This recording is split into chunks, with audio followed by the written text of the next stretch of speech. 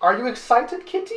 Are you excited to watch some horrible, terrible, atrocious Instagram gym advice? Are you excited, Luna? Are you excited? Yes, you are. There's nothing in this world that will remove fat off of your body faster than cold water. Sitting in here for 3 minutes will remove 1,600 calories off.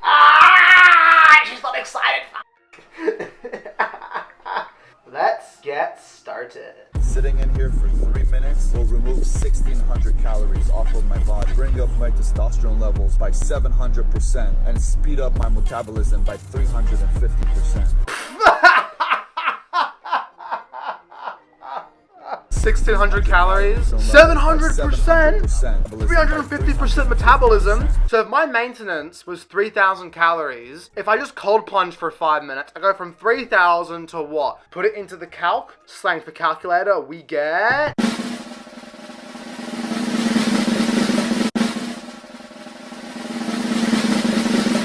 10,500 calorie maintenance, and I'm burning 1,600 calories while doing it, and 700% test boost. If any of that was remotely true, you wouldn't take steroids. You would just go into a cold plunge once a year, and the boost would take you from me, looking like me, to Ronnie Coleman in 16 seconds. No, obviously all those numbers are lies. Truthfully, a cold plunge does burn a slightly more calories than if you're just sitting around in a regularly heated room, but it's a very, very small amount extra. I've been doing some research and these numbers are just made up. 1,600 calories in 3 minutes, more like 150 to 300 after 30 minutes. A lot of the times when people talk about these like weird ways that your body burns a lot of calories, like the exercise post-oxygen consumption, where you work out and then there's like an afterburn effect where you keep burning calories after the workout. People love to exaggerate those numbers. You might burn an extra 10 fucking calories and people act like it's a 400 calorie difference. It's really not. And for muscle growth, cold plunges kind of suck because they reduce inflammation, which sounds good, and they help recovery, which sounds good, but the inflammation is actually helpful for the muscle growth to happen. You need that inflammation. It's good inflammation, so it actually can stop muscle growth. So if you're gonna cold plunge, do it before your workout, and you're probably going to be fine. Or wait at least about 6 or so hours after your workout, and you should be good. Proof that a girl can spot you on heavy bench. Here's the thing, I once squatted a man, a myth, a legend, who was benching 165 kilos for 5 reps naturally. I mean, I think he's natural, but you never know in this crazy world, you never know. But anyway, I spotted him with that. The most I'd bench is a bit over 100, so I was a bit nervous, but I managed to help him out pretty easily. Like, honestly, you only have to provide maybe 10 or 20 kilos of assistance. Because if I'm really close to getting a rep, or even if I'm failing it, just pulling up with maybe 10 or 20 kilos of force, which almost anyone can do, is enough to lower the weight enough for me to lower the amount of force I have to put in, so that way I get the weight up. So yeah, anyone can spot anybody on the bench press. How the heck do you get quads that poke out like that? Well, I'm gonna show you. My legs used to look like that and I built them up to this. You train them with squat patterns and some kind of leg extension, and that's pretty much it. I actually covered this girl in my last Instagram video, and she had mostly good advice, but there were a few things I thought were a bit off, so let's see what she has to say here. I focus on 3 movements that completely change the size of my legs. So the first one is Bulgarian split squats. It's an isolated exercise for your quads. It is not an isolated exercise for your quads. Isolated implies it only trains the quads. An isolation exercise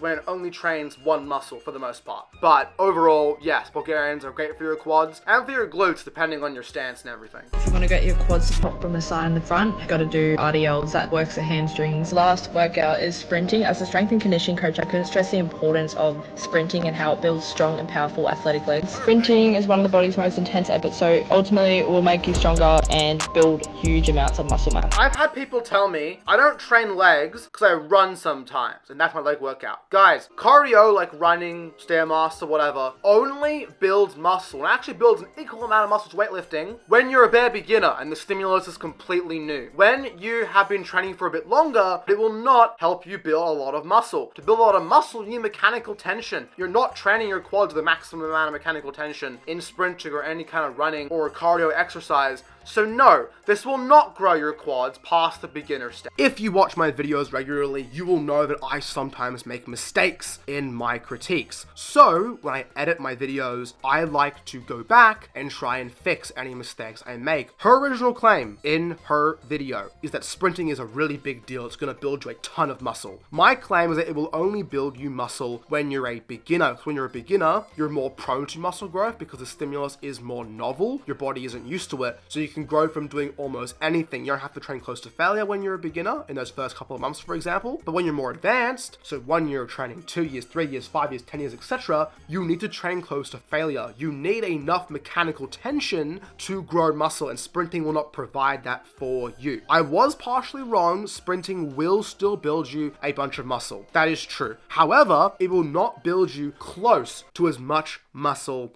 as weightlifting. Now, obviously, doing some surface level research for this topic specifically is simply not enough. And there's a bunch of different reasons I can think of for why sprinting does not cause as much muscle growth. And I have done some research on this. So one reason is it's way more fatiguing than your weightlifting work. Thus, you cause way more fatigue for maybe the same stimulus. This means throughout the week, you can't do even close to as much volume for, let's say, your quads. Thus, you won't be able to grow them as much if you only did sprinting versus if you only did weightlifting. But also, you're not really getting enough mechanical tension. I wasn't entirely wrong there. You see, the way that you can test if you got enough mechanical tension, if you're close enough to muscular failure, is by seeing if you had a slowing down, an involuntarily slowing down of your contractile velocity. AKA, when you're going to failure on a squat and the rep gets all nice and hard, the reps slow down. That is how you know you're close to failure. If your reps never slow down, you are not close to failure. And in sprinting, your reps don't really slow down. Thus, you're not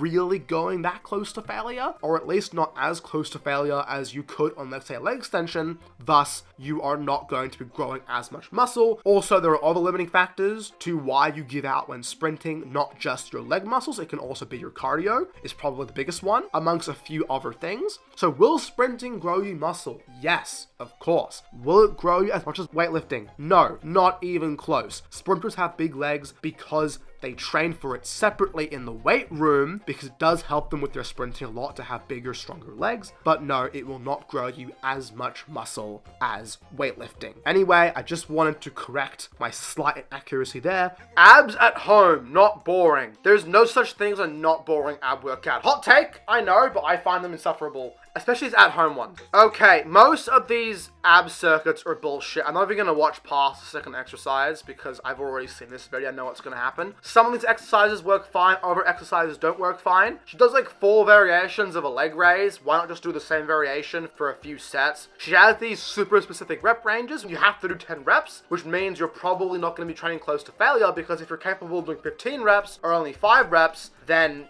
it just doesn't work for you. So it only works if you can specifically only handle 10 reps. These kind of ab circuits don't actually make you train to fail, depending on how they're constructed. A lot of the times, they just want you to feel a burn, and the burn does not cause muscle growth, unfortunately. Keep in mind, at any kind of leg raise variation, if your spine is not flexing under load, so if you're doing a leg raise and your butt isn't kind of moving up and your spine isn't flexing, you aren't training your abs at all. Keep that in mind. But yeah, overall, it's a fine ab workout. It's better than nothing. What I would do here is I would cut out some of the exercises, only do maybe 2 or 3 basic ab exercises, maybe 1 for the obliques, 1 for the upper abs, 1 for the lower abs, do a couple sets of that, and do a rep range that actually to train close to failure. But anyway, that is the end of this video right here. Thank you all for watching. If you enjoyed, you have to like, comment, and subscribe for more. But for now, I'll see you all in the next video. Goodbye, everybody.